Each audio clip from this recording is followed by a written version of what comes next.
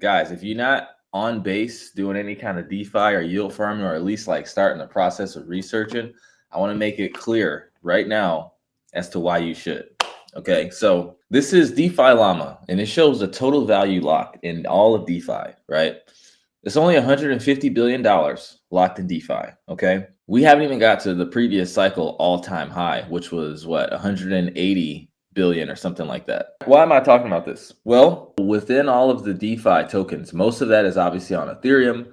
Base is an Ethereum layer 2. And if we look at it, Base is the number one layer 2 in terms of total value lock. They have $4.7 billion locked on it. That pie chart, it showed Ethereum having more than 50% of market share. Is that including the L2s? No.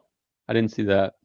And even with it, like, even if you look at optimism, because Base is built on OP, it also doesn't take into account. So it's like, it doesn't take into account the whole thing. Because if that were the case, Ethereum will have a much larger market share because, you know, most of these layer 2s are built on ETH, right? But this is the important thing. It's $150 billion in total value locked on DeFi right now. And imagine if you were able to like provide liquidity for the S&P 500 when it was $150 billion market cap. Yeah, you would have made a lot of money had you just buy and held the S&P, but you also would have made a lot of money if you were able to be a market maker and accumulate fees from all of the volume from it going to 150 to multi-trillions of dollars in market cap, right? Billions of dollars in fees would have been made. I'm not saying you'll make billions of dollars in fees. I mean, you can. It depends on your strategy and how much money you have to allocate and your time frame. Mm-hmm. But if you think of this $150 billion on here, think of it like as a mountaintop, right? Liquidity likes to find a home where it can get the best yield from a good risk-adjusted basis. So the highest yield without worrying about like any kind of smart contract risk or anything like that. So now where does Base fall into that just kind of idea? Well, you have all these other L2s, right? And L1s, you have Avalanche, you have Sui, you have Arbitrum. Base is obviously Coinbase's layer 2. This is the Base network's first major bull market. And if we want to look at a case study, it shows that whenever an exchange launches their own chain, it does really, really well. And the reason why is because they have hundreds of millions of users that are already using the exchange. And the exchange, like Binance Smart Chain, they made it real easy to bridge and use BNB just because, you know, it was their chain. So this is the same kind of thing with Base.